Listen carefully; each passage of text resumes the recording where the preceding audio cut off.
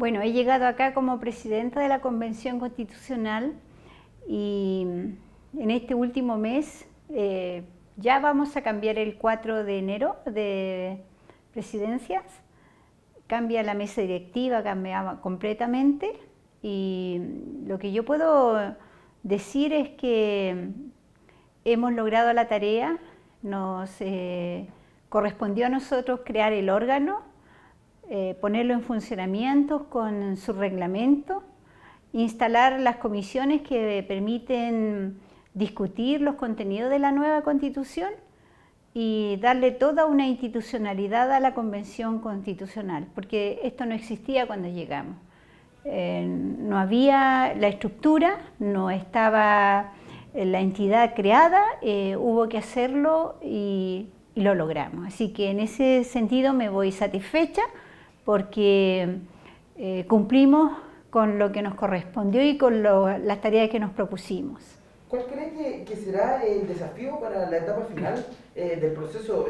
Usted en alguna entrevista ha dicho que quizás le gustaría que fuera también una mujer, la presidenta, no le quiero preguntar por nombre, sé que ya están algunas candidatas, pero preguntarle como el perfil sobre la persona que va a dirigir esta convención en la recta final, teniendo en cuenta además que existen algunas como campañas del terror sobre, por ejemplo, en algunas redes sociales, sobre ya que hay gente que ya está llamando a votar rechazo incluso en el plebiscito de salida. ¿Cuál cree usted que es el desafío más importante de esta nueva dirigencia? En esta segunda etapa corresponde el diseño de la norma. Para el diseño de la norma ya contamos con información secundaria, contamos con reflexiones anticipadas, contamos con varias audiencias públicas donde la sociedad civil, organizaciones, entidades han venido aquí a acercarnos sus planteamientos sobre diversas materias que van a estar contenidas en la nueva Constitución. Sistema de gobierno, por ejemplo, en el sistema político, el sistema judicial, sobre los conocimientos y el modelo económico. Hemos recibido sobre 1000 audiencias de intervenciones de personas y eso ha sido bastante, es la base, es el insumo que nos permite trabajar la discusión.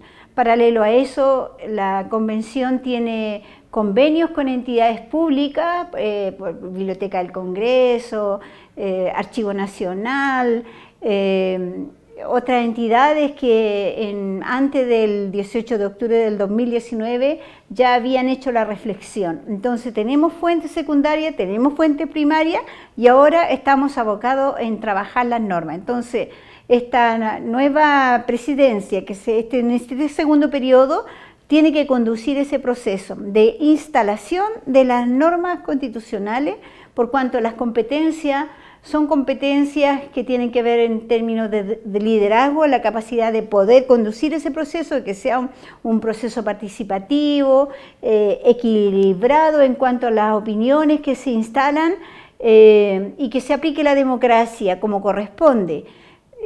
Necesita competencias técnicas, tenemos aquí como más de 60 abogados dentro de los convencionales, creo que son como 64 abogados los convencionales, pero además acá cada comisión está apoyada por 2 a 3 abogados que conducen, que toman las actas. Entonces tenemos las competencias jurídicas instaladas en el organigrama. Sí, lo más importante es el contenido, la discusión y cómo estas discusiones van a referirse a propuestas técnicas que no van a entrar al plano de la ideología, sino que al plano del derecho, porque lo que le corresponde a esta convención es instalar los derechos de la ciudadanía en la nueva Constitución. Para usted, Lisa, ¿cuál cree que ha sido el momento más emocionante que ha vivido dentro de la convención en estos 6 meses? Para usted como persona, o quizás no el más, pero algo que le haya impactado al llegar a un grupo totalmente desconocido para muchos, donde se juntan 155 personas que vienen de diferentes mundos. Me imagino que en esos 6 meses quizás algún episodio la habrá marcado o la habrá llegado cierto impacto a su persona quizás? Claro, hay distintos momentos emotivos, por ejemplo, cuando nosotros, al mes que estuvimos acá, instalamos las banderas de la región aquí a la entrada.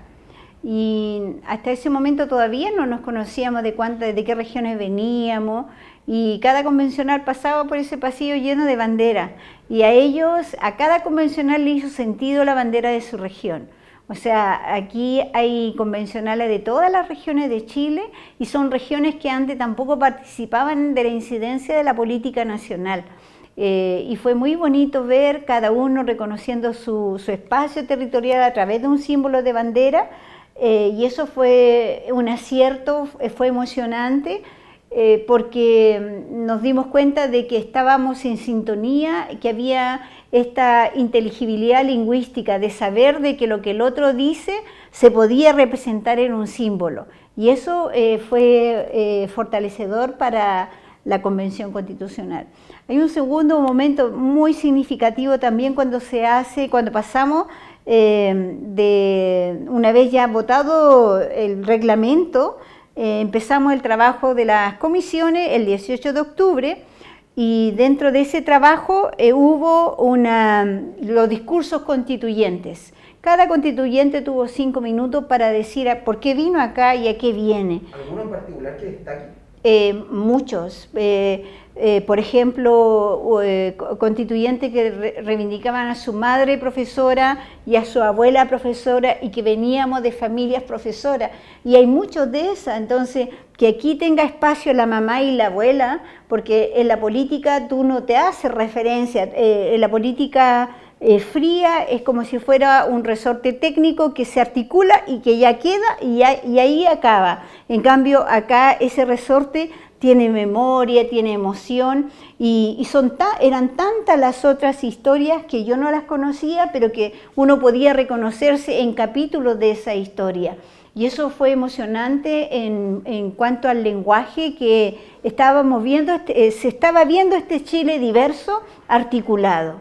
Porque eso es muy valioso, de que aquí está presente el Chile que existe, pero que anteriormente no tuvo la posibilidad de incidir políticamente, y aquí estamos instalados buscando esa incidencia política. Me gustaría preguntarle cómo es su relación con Jaime Baza fuera de lo técnico. ¿Cuál sería quizá algún momento a destacar que en 6 meses se haya relacionado directamente usted con él? Jaime Baza es un hombre deconstruido, un hombre que está repensando la relación masculina con la femenina, y es una persona que entiende las demandas también de los nuevos movimientos de plurinacionalidad, por ejemplo.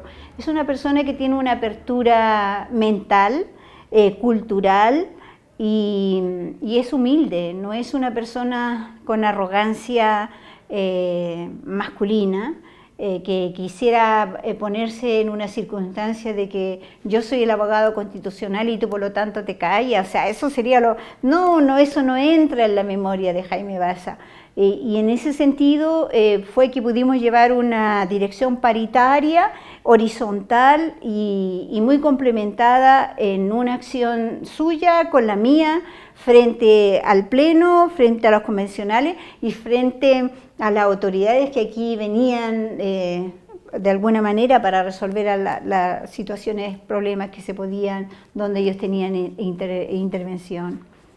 ¿Cómo ve usted, Lisa, que una generación que lideró las movilizaciones estudiantiles vaya ahora a dirigir el país? Le pregunto, ya que usted igual formó parte de algunas movilizaciones en 1983 cuando era estudiante universitaria, ¿cómo quizá puede hacer un símil, o qué le parece que ex dirigentes estudiantiles que estuvieron en movilizaciones en la calle ahora dirijan el país en el próximo gobierno liderado por Gabriel Boric y sus otros compañeros que también eran parte de la movilización? Yo creo que eso tiene que ver mucho con el sujeto histórico que está instalándose en las decisiones de este país. Ser sujeto histórico no es ser un reproductor de la sociedad. Ser sujeto histórico es ser una persona transformadora de la sociedad. Y Chile tiene una historia larga para atrás de incidencia de estos sujetos históricos a través de los movimientos sociales. Y pese a las circunstancias de la dictadura y posterior proceso de democracia que se instaló no perfecta, con todas sus pifias que después se identificaron, ese sujeto histórico permaneció cultivándose. Entonces, el 2006, la Revolución Pingüina, eran estudiantes 12 años, 15 años, o después el 2010, 11, con la emergencia del movimiento estudiantil ya a nivel de la educación superior, pero primero fue la enseñanza secundaria, la enseñanza media, de ahí empezó la movilización, después asume un protagonismo de incidencia los estudiantes de educación superior universitaria, de donde viene Boris, Camila Vallejo y todo, pero estos son sujetos históricos que se vienen formando a lo largo de la historia y que no es una circunstancia, no es un brote así de la noche a la mañana, sino que hay un relato histórico para atrás donde este sujeto se viene construyendo. Y a mí yo no tengo problemas con que ellos sean jóvenes porque han hecho una reflexión mucho más avanzada que muchos adultos que hoy día están reproduciendo, que no están en la idea de transformarse en sujeto histórico, sino de reproducir la sociedad, que no tienen la reflexión que tienen los jóvenes. ¿Por qué a algunas personas le tendrán como miedo un poco a los jóvenes? Porque está instalada la cultura adultocéntrica, donde el adulto es el que tiene que mandar y tiene que tener la última palabra, pero si ese joven ha reflexionado y ha visto se ha preparado, ha estudiado, se ha formado, ha estado al lado del movimiento social, porque aquí lo que cuenta es el movimiento social, cómo la sociedad destensiona y al mismo tiempo esa sociedad busca la solución a sus problemas. Si esos jóvenes han estado insertos, por supuesto saben cómo se maneja la sociedad. Entonces yo tengo confianza en la juventud. Yo soy profesora académica universitaria y hemos estado siempre con los jóvenes ahí al lado de los jóvenes y de esos jóvenes sale el futuro de este país. Y eso no hay que negarlo. Por eso también cuando un país no le da futuro a los jóvenes estamos mal. Y eso habla muy bien del país, de la sociedad. Perfecto, Elisa, ya para ir cerrando en la parte final de la entrevista, me gustaría preguntarle si usted a modo de reflexión podría hacer, por ejemplo, algún mea culpa o algún aprendizaje que haya tenido quizás con algún error que se podría haber cometido desde la mesa directiva o lo que usted cree que haya sido como enriquecedor para usted o para el trabajo de la convención y que podamos decir, esto por ejemplo no lo volvemos a repetir o lo podemos hacer de otra forma. ¿Existe algún mea culpa en algún tema? Obvio que existe mea culpa porque aquí nos enfrentamos a la realidad de Chile, esta es la realidad chilena. Entonces nosotros llegamos aquí como convencionales y algunos con una visión que eran los convencionales moral intachable y nos encontramos con el problema de Rojas Vade, por ejemplo. Claro que era un imponderable, nosotros no lo podíamos resolver, pero se presentó y hubo que tener una visión ahí inmediatamente institucional para sacar lo que no correspondía y seguir avanzando.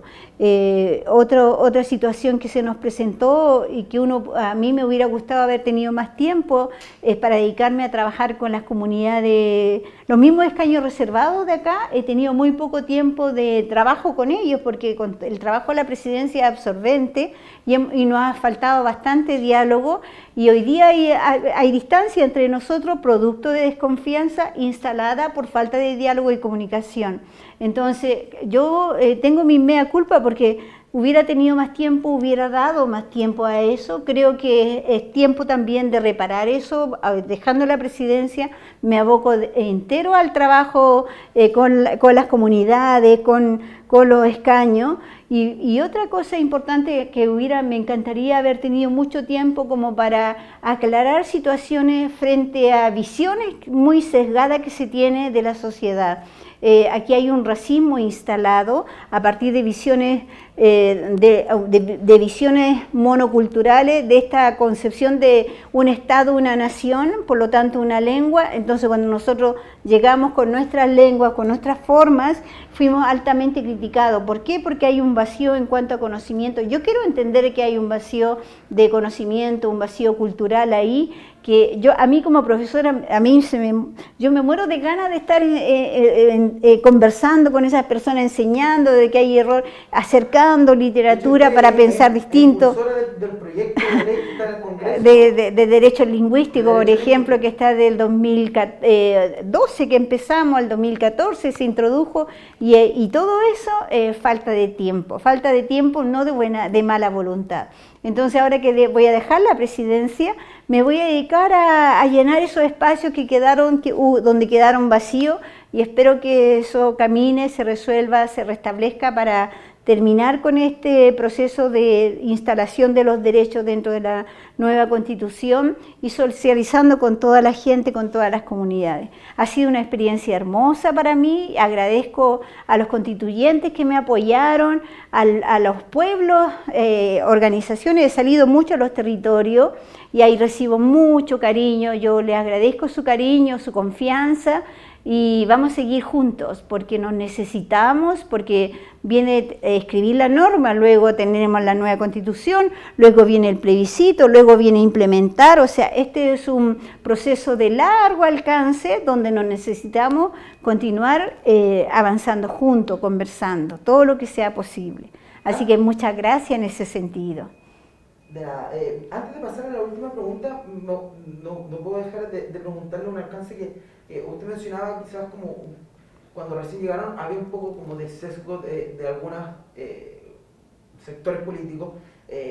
Por ejemplo, Bernardo Fontaine, hace 2 días en conversación con Chilevisión Noticias, declaraba que él creía que la mesa directiva estaba sobreideologizada, o que de cierta forma faltó diálogo en algunas ocasiones.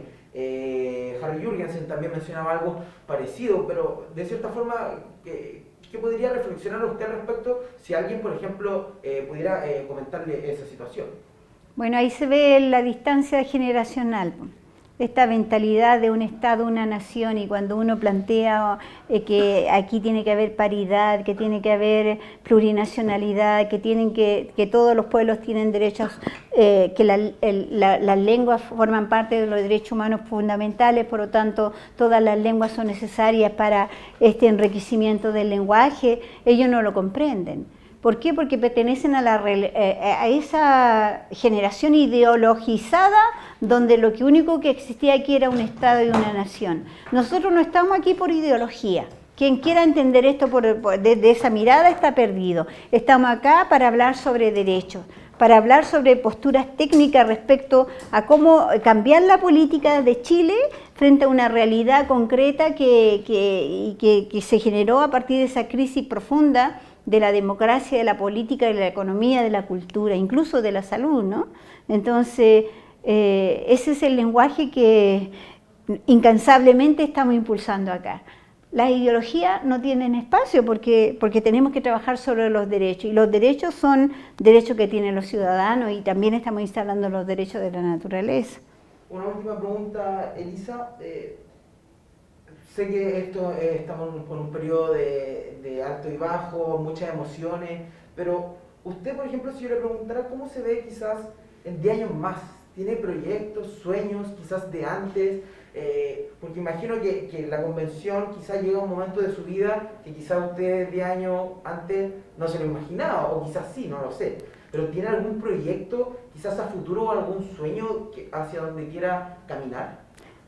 El sueño mapuche, recuperar sus tierras, tener autonomía, tener autodeterminación. Desde el punto de vista académico, me encantaría que pudiéramos tener como la Universidad Autónoma Mapuche. Imagínate, ¿qué significaría para mí? Donde se cultive y en diálogo los conocimientos ancestrales con los conocimientos más avanzados y esta cultura intercultural que hay que instalar, donde se cultive la lengua, formar periodistas que hablen el idioma para yo después ser en 10 años más entrevistada por un periodista hablando en mapudungún en un canal donde te llega la información en la lengua, porque ese es un derecho, ¿no?